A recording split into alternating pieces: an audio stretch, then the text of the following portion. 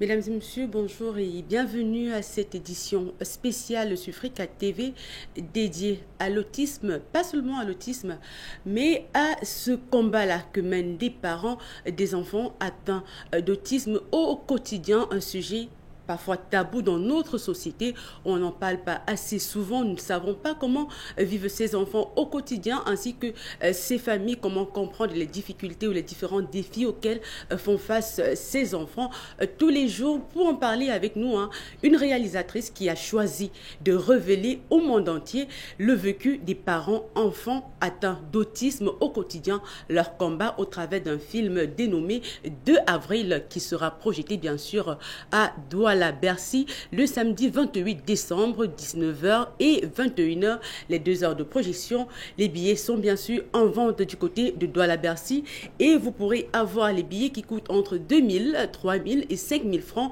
en composant les numéros suivants, notamment le numéro orange 690 610 et 775 ainsi que le numéro MTN 681 309 554. Avec nous sur ce plateau pour parler d'autisme, difficultés vécues des parents et enfants, la réalisatrice Noël Kemoe sur ce plateau avec bien sûr des parents et des enfants atteints d'autisme. Nous avons d'abord avec nous sur ce plateau également Monsieur Kwame qui est un papa qui vit avec son enfant qui est atteint d'autisme. Nous allons chercher à savoir avec lui son combat au quotidien, le vécu en tant que parent, comment il s'y prend avec son enfant, quelles sont ses difficultés. Nous allons d'abord en savoir avec Noël Kemoe sur le film 2 avril, comment lui est venue l'idée de ce film. Alors bonjour Noël. Bonjour madame. Bienvenue. Merci.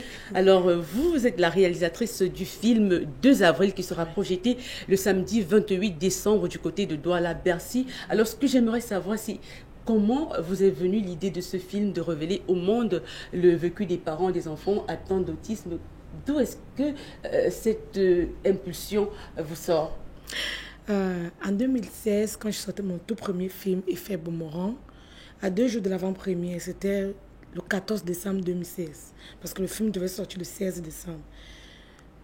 Quand je vendais les tickets dans la rue, j'ai vu Tata Karine Gossop, c'est la maman de l'enfant autiste. Je lui proposais les billets parce que je la connais depuis que je suis toute petite. Je lui ai dit, Tata Karine, achète mon ticket pour venir me soutenir. Parce que mon premier film parlait de violence faite aux femmes. Elle me dit, elle ne peut pas venir parce qu'elle est un enfant autiste. Je ne sais pas ce que c'était. Je n'avais jamais entendu parler d'autisme. Bon, sur le coup, comme j'étais en train de vendre des tickets, j'ai dit, ok, prochainement alors. Quand le film est passé, 2 jours plus tard, le dimanche, j'ai pris mon téléphone, j'ai commencé à défiler sur Google et je me suis dit, mais la tata m'a dit qu'elle ne pouvait pas venir, que son enfant atteint d'autisme. Mais c'est quoi l'autisme? Je suis d'abord tapé otite, parce que quand on parle d'autisme, les gens pensent que c'est un problème d'audition généralement. Je tape otite, je me dis non, ça ne peut pas être ça. L'otite, ça ne peut pas empêcher, pour moi en fait, c'est pas si grave au point d'empêcher un parent de venir à une projection de film. Après, quand je tape toujours, je vois autisme, je lis quand même par curiosité. Je me dis, tiens, c'est sûr que c'est ça. Quand je commence à lire au fur et à mesure, je me dis, mince, l'enfant là, il est autiste. Je la cherche alors sur Messenger, je la retrouve. Je lui dis, bon, je vais venir te voir, il faut que tu me racontes un peu ton histoire. J'arrive chez elle, quand je vois l'enfant, mince, j'ai eu un choc. J'ai même pleuré. Je vois l'enfant, elle me dit non seulement qu'il ne fréquente pas, l'enfant ne parlait pas, il faisait rien, il était carrément différent des enfants ordinaires. Elle me dit, Noël, comme tu vois, je suis dépassée. Si mon enfant pouvait au moins aller à l'école, s'il avait au moins une éducation comme les autres enfants, ça me ferait beaucoup plaisir. Je lui ai dit, ok, tata, ce que je vais faire, c'est que, comme j'écris des films, je vais parler de l'autisme pour sensibiliser d'abord les gens et mettre la pression au gouvernement pour qu'on ouvre les écoles spécialisées pour vos enfants. Dans votre propos tout à l'heure, vous avez parlé de son enfant qui n'était pas scolarisé, qui n'allait pas à l'école. Oui. Et parler également de mettre la pression au gouvernement. Est-ce que on a les parents autistes, d'après votre rencontre avec votre tata, est-ce que vous avez senti qu'il y a comme un délaissement au niveau des pouvoirs publics concernant la condition des enfants autistes? Oui, beaucoup, beaucoup, beaucoup même. Parce qu'on voit, il y a des écoles d'enfants ordinaires publiques qui sont presque gratuites. Je me dis, mais pourquoi, concernant les enfants qui ont des problèmes, on ne peut pas ouvrir des écoles gratuitement Pour un enfant ordinaire, si à l'école presque gratuite, pourquoi pas pour les enfants autistes? Pourquoi les parents d'enfants autistes, des gens qui n'ont rien, doivent encore se battre, trouver des sommes énormes pour que l'enfant puisse même justement faire un mois dans une école? Non, je me suis dit, il faut que je mette de la pression à mon niveau. Ok, merci, nous allons essayer avec Monsieur Kwame, qui est un parent d'enfant qui vit avec l'autisme au quotidien. Alors, Monsieur Kwame, bonjour et bienvenue. Bonjour, merci. En tant que parent d'enfant autisme, comment d'abord vous définissez, en tant que parent, le quotidien ou la condition de votre enfant? Parce que beaucoup de personnes, c'est d'abord une maladie dont on n'en parle pas assez au Cameroun. C'est vrai que moi, en tant que personne, j'ai pu connaître ce que c'est que l'autisme en regardant par exemple les documentaires à l'étranger sur cette condition-là. Mais je ne m'étais pas encore dit que dans notre société ici, en Afrique, et même particulièrement au Cameroun, on en trouvait. Mais en faisant le parallèle, on a comme l'impression que les enfants autistes, on les regarde différemment et beaucoup de personnes n'ont pas encore la connaissance de savoir que c'est une maladie qui touche les enfants et peut-être pas quelque chose de mystique ou de compliqué comme certains le voient ou alors certains le pensent. Alors comment est-ce que vous décrivez votre enfant au quotidien et votre vie en tant que parent autiste? D'enfants autistes? Déjà, je vais dire que l'autisme, c'est un handicap, parce qu'une maladie, ça se guérit. Mais l'autisme, c'est quelque chose avec lequel on vit pendant toute sa vie. Donc c'est un handicap, ça vient de certaines connexions neuronales qui sont mal faites à la base. Bon, jusqu'à présent, il n'y a pas vraiment de cause officielle, on va dire. Mais c'est pas une maladie, c'est un handicap que l'enfant prend et grandit avec. C'est quelque chose qui amène l'enfant à avoir des difficultés de communication. C'est-à-dire qu'il ou elle sera toujours dans son environnement. Vous pouvez être à la maison ensemble, papa, maman sont là. Papa rentre du travail, maman rentre du travail, le soir il passe. C'est comme s'il n'avait vu personne. Il est dans son monde, il ne regarde même pas pour savoir ce qui se passe. Parce qu'il est... Autisme vient de auto, c'est-à-dire qu'il a un développement auto-centré. Il est renfermé sur lui-même. Et bien évidemment, vous imaginez tout ce que ça peut engendrer comme difficulté de communication, de développement aussi. Parce que généralement, les autistes aussi ont ce caractère qui sont très hyperactifs. Ils sont renfermés sur eux-mêmes, mais ils sont toujours en train de faire des activités qui ne sont pas toujours cohérentes. C'est-à-dire que si ma fille entre ici, par exemple, elle va toucher votre micro, elle va toucher votre boucle d'oreille, elle va aller là-bas, regarder la caméra, jamais elle ne se pose. Donc le gros du travail, c'est déjà de les amener à se poser, de pouvoir être stable émotionnellement. Et pour pouvoir avoir un enseignement, pour qu'on puisse vous enseigner même à l'école, il faut que vous puissiez vous concentrer sur ce que la maîtresse, sur ce que l'instituteur dit. Donc le gros du travail, c'est déjà pendant les premières années de pouvoir stabiliser l'enfant afin qu'il puisse recevoir. Bon, ça c'est quand on envisage de l'éduquer, afin qu'il puisse avoir cette éducation-là. Après, il faut que l'enfant puisse atteindre un développement qui puisse être autonome. Et ça, c'est aussi un gros défi parce que pour le moment, l'enfant est complètement dépendant de ses parents. Parce que, parfois, ils ne parlent pas. Il y a des autistes qui sont verbaux, qui arrivent à communiquer, mais la plupart ne parlent pas. Bon, quand ils ne parlent pas, n'ont pas un langage construit. Ma fille, par exemple, elle chante, elle parle, elle va vous dire, s'il te plaît, je veux manger, je veux aller aux toilettes, tout ça. Mais bon, si elle arrive là et qu'elle veut quelque chose, ce ne sera pas forcément les mots pour dire. Ce sera des gestes, ce sera des mimiques et tout. Et en grandissant, si on ne travaille pas suffisamment, elle va grandir comme ça. Donc, il faut arriver à faire ce que l'enfant ait un minimum d'autonomie pour pouvoir communiquer, pour pouvoir vivre dans une société normale, pour pouvoir travailler, Parce que c'est des choses qui, pour nous, entre parenthèses, normaux, c'est des choses qui semblent acquises, c'est des choses qui semblent normales.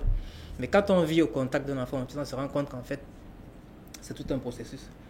Pour pouvoir interagir comme nous le faisons en société, ça a l'air normal quand on grandit comme ça, mais en fait, c'est là qu'on voit que l'être humain, c'est quelque chose de très complexe parce qu'il faut pouvoir communiquer, il faut pouvoir être indépendant, il faut. Et ces attitudes-là, c'est en fait tout le combat de l'autisme. Et comme vous le dites, les gens regardent ces enfants différemment. C'est comme la différence fait toujours peur. C'est pas seulement dans l'autisme, vous voyez les albinos, on les regarde différemment. Je sais pas moi, tout ce qui est différent fait un petit peu peur. Donc, c'est des thèmes aussi que Noël a eu le courage d'aborder dans son film parce que, voilà, parfois aussi, on a des gens qui justifient ça par des causes traditionnelles, mystiques, je sais pas trop quoi. On a toujours des choses à dire là-dessus sur ce qui est différent. On trouve que, ouais, c'est tel grand-parent qui a fait je sais pas quoi, c'est la coutume de je sais pas trop qui. Il était important ressentent les choses et on dise aux gens les choses telles qu'elles se présentent réellement. Et alors, en tant que parent d'enfants vivant avec ce handicap au quotidien, est-ce que vous avez par moment l'impression d'être abandonné à vous-même, de ne pas être assisté par un gouvernement qui devrait quelquefois mettre sur pied un système qui permette à ces enfants d'être épanouis ou d'être encadrés comme ça se voit ailleurs? Ouais, c'est une très bonne question parce que oui, on vit dans un système où généralement les choses se mettent en place très, très lentement. Il y a des textes qui existent pour protéger les autistes, mais qui ne sont pas encore mis en œuvre et qui, j'imagine, ne le seront pas avant je ne sais pas combien d'années, comme toujours dans l'environnement du pays où on vit. Donc, oui, on est quelque part abandonné parce que ce n'est pas normal de constater que si on a 2 enfants, il y a un qui peut aller à l'école normalement et l'autre non. Pourtant, les 2 ont les mêmes droits. Le Cameroun a ratifié des textes internationaux qui garantissent à chaque enfant le droit à l'éducation. Je dis bien le droit, ce n'est pas une faveur. Chaque enfant a le droit à être éduqué. Mais selon ce test, on sait généralement que dans beaucoup de pays africains, il y a des tests, mais il y a des difficultés à être appliqués. Est-ce que vous sentez que, en tant que parent d'enfants autistes et ainsi que d'autres parents des enfants qui vivent dans ces conditions-là, vous militez assez pour pouvoir faire entendre la voix de vos enfants au travers de la condition que vous vivez pour que ces tests soient très rapidement réactivés? Nous militons de façon désordonnée, il faut le dire, parce qu'il n'y a pas encore, face à l'État aujourd'hui, il n'y a pas encore un interlocuteur valable.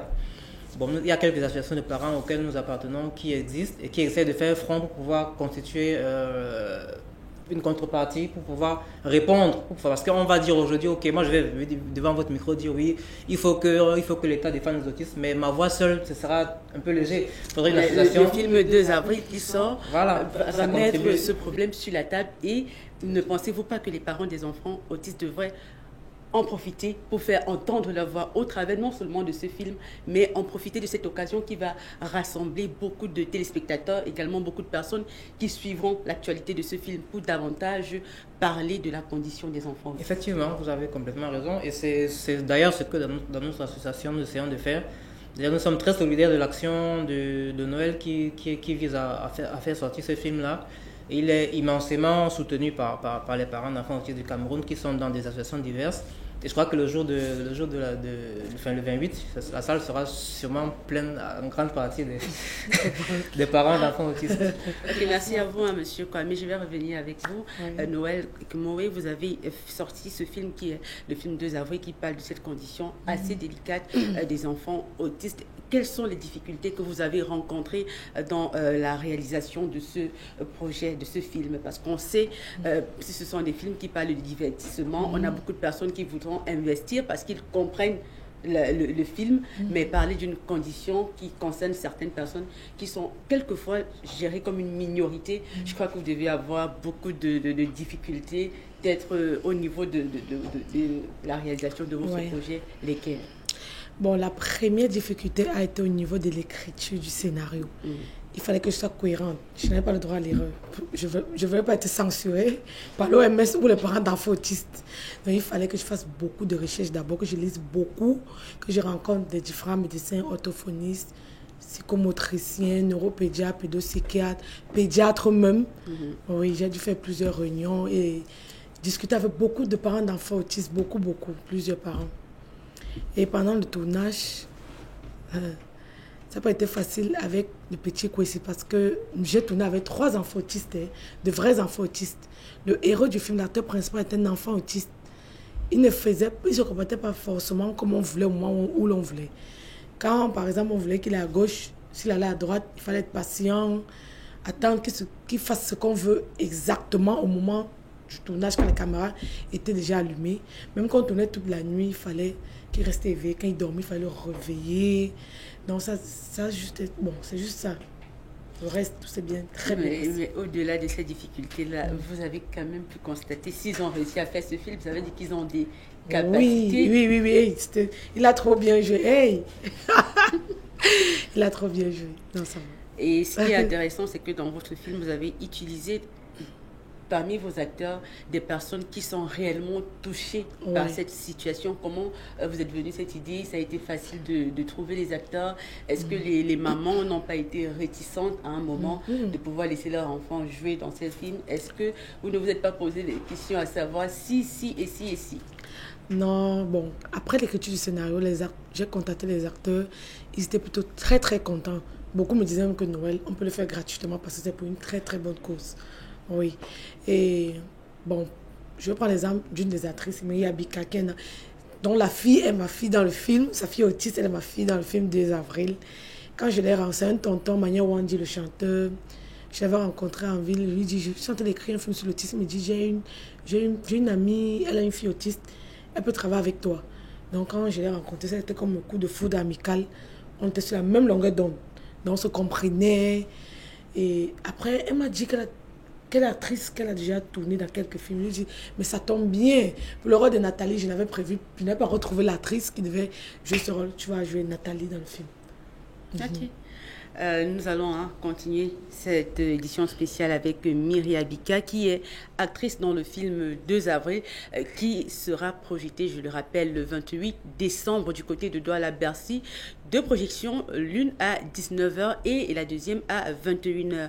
Myriam Abika, non seulement qui est actrice dans ce film, mais qui est également parent d'enfants vivant avec ce handicap qu'est l'autisme, qui va sur ce plateau nous dire comment elle a vécu cette expérience en tant que maman d'enfants autisme et seulement dans ce film, comment est-ce qu'elle a perçu ce projet. Bonjour et bienvenue.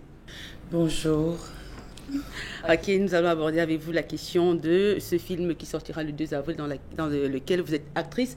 Et non seulement, en plus d'être actrice, vous êtes aussi, on le rappelle, parents d'enfants autistes. Alors, parlez-nous de votre expérience en tant que parent d'enfants autistes. Moi, c'est qu'une maman, c'est celle-là qui accompagne beaucoup plus son enfant dans ce combat au quotidien. Les papas, ils sortent travailler, mais la maman est là. C'est elle qui vit toutes les émotions fortes de la journée de son enfant. Alors, d'abord, en tant que maman, comment vivez-vous cela? Aujourd'hui, je peux dire que c'est devenu assez facile parce que c'est mon quotidien. C'est tous les jours. À chaque fois, il y a des petits codes qui rentrent entre ma fille et moi. Donc, c'est le travail permanent. Je vais dire que les parents, on ne va pas dire seulement les mamans, les parents qui ont un peu plus de temps, tous les parents qui ont du temps pour leur enfant sont d'abord leurs premiers médecins. Donc, du coup, aujourd'hui, on a beaucoup de codes. On a encore beaucoup de zones d'ombre, bien sûr, parce que après, il faut quand même une vraie éducation spécialisée, mais il y a de quoi faire aujourd'hui. Hier, j'étais dans le déni, comme n'importe quel parent qui vient d'apprendre le handicap de son enfant. Et après, j'étais dans le refus et je me suis... Donc, tous les jours, quand même, parfois, je craque, mais... il faut vivre avec. C'est ce que Kwame disait tout à l'heure. On n'a pas, je vais dire, c'est un handicap, donc il n'y a pas un médicament qui va le soigner. Et donc, ou tu aimes ton enfant et tu l'acceptes comme il est, comme un albinos qui est une très belle personne, comme un malentendant ou un aveugle. Donc, on ne demande pas, c'est Dieu qui donne, comme on le dit. Donc, on est dans le combat perpétuel et quotidien. Voilà. L'une des questions que j'ai envie de vous poser, d'ailleurs qui aidera aussi beaucoup de personnes concernant la condition des enfants autistes, c'est, étant donné que c'est une maladie dont on n'en parle pas assez, c'est un handicap dont on n'en parle pas assez dans notre environnement, comment est-ce que le diagnostic de votre enfant a été posé? Je veux dire que beaucoup de personnes, lorsqu'ils donnent naissance à un enfant autiste, on a comme l'impression au premier regard que c'est un enfant pas normal, un enfant peut-être un sorcier, un enfant qu'il faudrait abandonner, comme le pensent beaucoup de personnes dans nos sociétés africaines. Mais après, comment vous faites pour savoir que, voilà, mon enfant, il a un handicap, il est autiste? Comment est-ce que le diagnostic est posé? Ok, en fait, c'est une très bonne question parce qu'on ne se pose pas souvent ces questions-là. Quand l'enfant naît, en fait, il n'a pas de problème. On va dire, on regarde tout, le pédiatre, il vient, il fait tous ces petits tests, tout va bien. C'est possible. Hein. Après, il y a des enfants, c'est d'un enfant à un autre, ça diffère. Mais tout va bien, surtout. Et l'enfant, de fil en aiguille, arrive à des choses, ne fait pas certaines choses, mais on se dit, bon, il est peut-être un peu plus en retard parce que l'autre, il a commencé peut-être un peu plus tard. On va te dire, ta grand-mère, elle a commencé à gazouiller peut-être à 8 mois, alors que dans le cursus normal de l'enfant, peut-être à 6 mois, il faut qu'il gazouille déjà. Après, on se dit, non, forcément, c'est en retard. Et arrivé à un niveau, l'enfant fait des choses. Parfois, moi, je voyais ma fille que tu appelles, par exemple, à 2 ans, tu l'appelles, elle te regarde pas. Je veux dire, c'est comme si elle n'écoute pas. Et pourtant, quand il y a son émission ou un générique à la télé, elle court, par exemple, de la chambre pour aller écouter. Donc, elle est dans sa bulle et tu comprends pas pourquoi. Elle te regarde pas dans les yeux, elle te fixe pas. Tout ce que les autres enfants font. Et parfois, tu lui parles, mais c'est comme si elle était sourde. Et donc, du coup, tu t'interroges, tu te poses des questions. Et tu cherches à savoir ce que c'est. Et de fil en aiguille, on est allé faire non seulement les examens des oreilles, les examens, les scanners, et tout ça pour comprendre qu'est-ce qui ne va pas. Et après, on vous met un diagnostic, on dit c'est un trouble. Et où vous acceptez et vous commencez à... Justement, là, c'est quand quelqu'un arrive à comprendre ça plus tôt, parce que d'autres parents attendent 4 ans, 5 ans, 6 ans, en se disant, non, il y a le père qui a pas marché tôt, peut-être que c'est héréditaire, jusqu'à trouver, voilà, de fil en aiguille, que c'est son handicap. Voilà, vous êtes actrice dans le film 2 avril et je viens d'apprendre sur ce plateau que votre fille aussi. Alors, quelle a été pour vous? Comment est-ce que vous avez pu expliquer à votre enfant, malgré son handicap, qu'elle devait jouer dans ce film et comment vous vous y êtes pris en tant que maman pour aider et accompagner votre enfant dans son rôle dans ce film? C'est juste quelque chose de formidable parce que parfois on n'a pas besoin d'apprendre à un enfant de faire quelque chose ils ont aussi des émotions, je veux dire. C'est des enfants qui peuvent comprendre qu'on a besoin d'eux, qui non seulement qui sont assez intelligents à leur manière, on est juste différents, nous on a d'autres codes, ils ont certains codes. Et les parents, justement les enfants, quand ils sont à côté aussi des parents, ils ont plus de confiance, comme n'importe quel enfant. Maintenant, ça dépend du rôle qu'on lui donne, qu'on lui demande de faire. Et justement, on ne va pas lui demander de faire quelque chose qu'il ne peut pas faire, puisqu'on sait ce qu'il sait faire et ce qu'il peut apporter en fait. Et justement, quand une scénariste comme Noël Kemo écrivait, elle avait déjà compris où est-ce qu'ils allaient, comment est-ce qu'elle pouvait justement trouver, c'était comment l'axe pour que les enfants donnent ce qu'ils avaient à donner, parce que justement on ne voulait pas les sortir aussi de leur monde, il fallait entrer dans leur monde plutôt. Voilà, et quand on vous a parlé du projet du film 2 avril, comment vous êtes senti? Est-ce que vous avez eu comme l'impression d'avoir un ouf de soulagement? Enfin, un scénariste ou une scénariste camerounaise, une réalisatrice qui s'intéresse purement à la condition des enfants et des parents vivant avec ce handicap. Oui, j'étais tellement fière. Je me suis dit, mais mon Dieu, les choses bougent. Parce qu'il y a des années, je ne sais même pas si on savait de quoi il s'agissait. Et aujourd'hui, les gens veulent écrire, les gens chantent. Déjà, elle m'avait appelé parce qu'elle voulait une bande originale, une chanson pour le film. Donc, les gens en parlent. C'est l'artiste qui est là au devant, qui est le miroir. Donc, voilà, ça veut dire que ça commence à aller. Ça veut dire que demain, on aura, je vais dire, forcément... tout sera axé dessus et c'était un vrai ouf de soulagement. Et finalement, je me suis vraiment investie en me disant, même si c'est pas pour ma fille, parce que peut-être ça prendra du temps, ça sera pour les enfants qui viendront après.